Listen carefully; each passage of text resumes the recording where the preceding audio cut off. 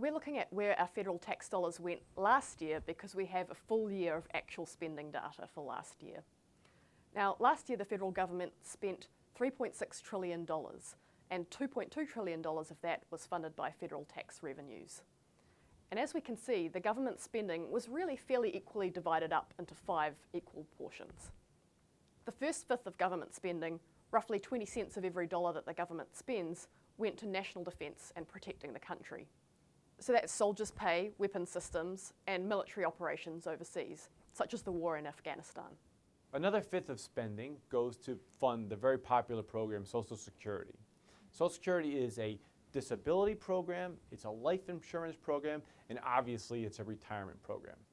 It provides a monthly check to about 35 million people, averages about $1,200 a month. This modest benefit is crucial to our elderly citizens in the United States. Without Social Security, the poverty rate for the elderly people in the United States would be nearly 50%. And with it, it's just 10%. So Social Security has a major anti-poverty role to play in the United States. But if you think about it, what Social Security is, it's a vital part of the social compact that allows people who work hard throughout their whole life to live with some dignity and security in their old age. And that's what makes it a tremendous success. So the next 20% of the budget goes to health programs. That's Medicare, Medicaid, and CHIP, the Children's Health Insurance Program. About 2/3 of this slice went to Medicare, and that went to help 48 million elderly or disabled people. The rest of this slice went to Medicaid and the Children's Health Insurance Program. In a typical month, Medicare and CHIP provide assistance to about 60 million people. It's for parents, low-income children, nursing home care for the elderly, and long-term disabled. So let's step back and think about what this 20% of the budget means. It's prescription medication for people with chronic illnesses, for example, diabetes. It's pediatric care for young children, and it's long-term care for people who need it, the elderly and the long-term disabled who might need to be in a nursing home. The next fifth of the budget is divided between two sort of small pieces, right? The interest that the government pays on its debts, right? The bonds it issues, the notes that the Treasury issues. This accounts for right now about 6% of spending. It's low right now because interest rates are very low. Another small part of the budget, but a vital part of the budget, is the safety net. These are critical programs that provide food security, unemployment insurance, and a range of things that protect people who are suffering through bad times.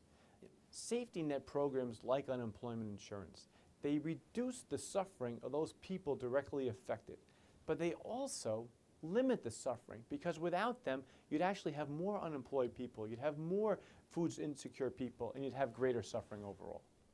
The remaining fifth of spending funds everything else that the government does.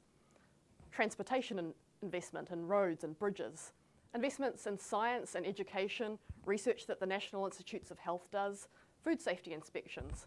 Now, a lot of people think that this part of the budget is actually a lot bigger than it is because it covers so many of the different things that government does. But really it all fits into that 20%.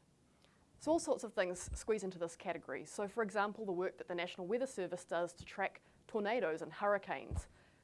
And also fitting into this category are things that people think of as foreign aid. It's just a small slice of this overall 20%.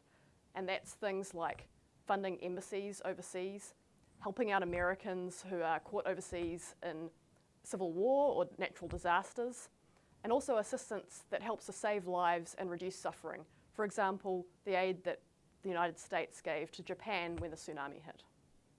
Obviously, paying taxes is an obligation. It's not always fun. But I think, as you've seen through this video, if you step back and think about where your tax dollars go, whether it's for gear for a soldier, whether it's to provide a new hip to an elderly person, or a college scholarship to a kid to be the first one in his family to go to college, I think you'll feel a little bit better.